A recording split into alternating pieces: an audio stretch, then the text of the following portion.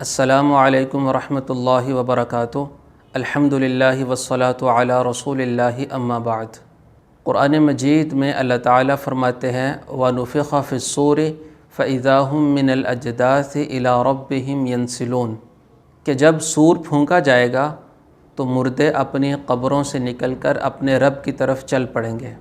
تو اس آیت میں اللہ تعالیٰ نے قبر کے لیے اجداث کا لفظ استعمال فرمایا، حالانکہ دوسرے مقامات پر اللہ تعالیٰ نے قبر کے لیے قبر کا لفظ بھی استعمال فرمایا ہے۔ تو اجداث کا لفظ کیوں استعمال فرمایا گیا اور اس کے پیچھے کیا خوبصورتی اور کیا وجہ ہے؟ اجداث کا لفظ جدثۃ سے بنا ہے، اور جدث عربی زبان میں گھوڑے کے چلنے سے جو اس کے کھروں کی آواز ہے، یا انسانوں کے چلنے سے جو ان کے پاؤں کی جوتیوں کی اور چپلوں کی جو آواز ہوتی ہے، اس کو عربی زبان میں جدث کہا جاتا ہے۔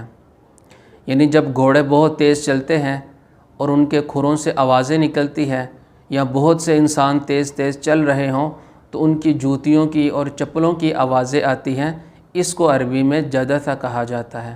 یہاں پر اللہ تعالیٰ نے اجداث کا لفظ استعمال فرما کر اس طرف اشارہ کیا ہے کہ جس طرح گھوڑوں کے چلنے سے آوازیں آتی ہیں یا انسانوں کے چلنے سے ان کی جوتیوں کی آوازیں آتی ہیں، اسی طرح جب مردے اپنی قبروں سے نکل کر میدان حشر کی طرف تیز تیز دوڑیں گے اور تیز تیز جائیں گے تو ان کی بھی اسی طرح آوازیں آئیں گی کہ جس طرح گھوڑوں کے تیز چلنے سے آوازیں آتی ہیں یا انسانوں کے تیز تیز چلنے سے آوازیں آتی ہیں۔ اور پھر اس میں خوبصورت بات یہ ہے کہ اللہ تعالیٰ نے اجداث کا لفظ صرف انہی مقامات پر استعمال فرمایا ہے جہاں پر مردوں کا قبروں سے نکلنے کا ذکر ہے۔ یعنی اس آیت میں دیکھ لیں تو اللہ تعالیٰ فرما رہے ہیں وَنُفِخَ فِي الصُّورِ فَإِذَا هُم مِّنَ الْأَجْدَاثِ إِلَىٰ رَبِّهِمْ يَنْسِلُونَ کہ جب سور پھونکا جائے گا تو وہ مردے اپنی قبروں سے نکلیں گے اور اپنے رب کی طرف چل پڑیں گے۔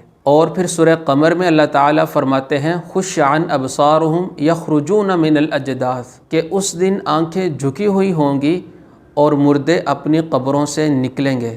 تو یہاں پر بھی نکلنے کے لیے اجداث کا لفظ استعمال فرمایا۔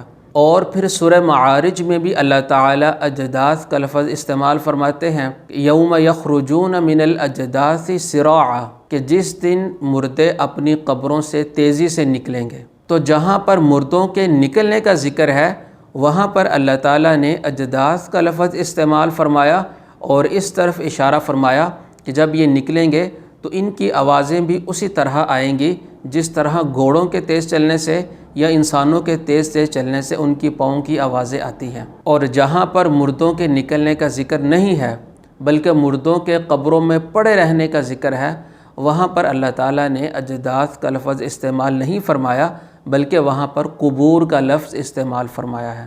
جیسا کہ سورہ فاطر میں اللہ تعالیٰ فرماتے ہیں وَمَا أَنْتَ بِمُسْمِعٍ مَنْ فِي الْقُبُورِ کہ آپ قبروں میں پڑے ہوئے مردوں کو نہیں سنا سکتے۔ تو جہاں پر قبروں کے اندر مردوں کے پڑے رہنے کا ذکر ہے وہاں پر قبور کا لفظ ہے، اور جہاں پر قبروں سے مردوں کے نکلنے کا ذکر ہے وہاں پر اجداث کا لفظ استعمال فرمایا۔ تو ہر لفظ اپنی اپنی جگہ بالکل خوبصورت اور پرفیکٹ ہے۔ بارک اللہ لی ولکم فی القرآن العظیم ونفعنی وإیاکم بالآیات والذکر الحکیم۔ السلام علیکم ورحمۃ اللہ وبرکاتہ۔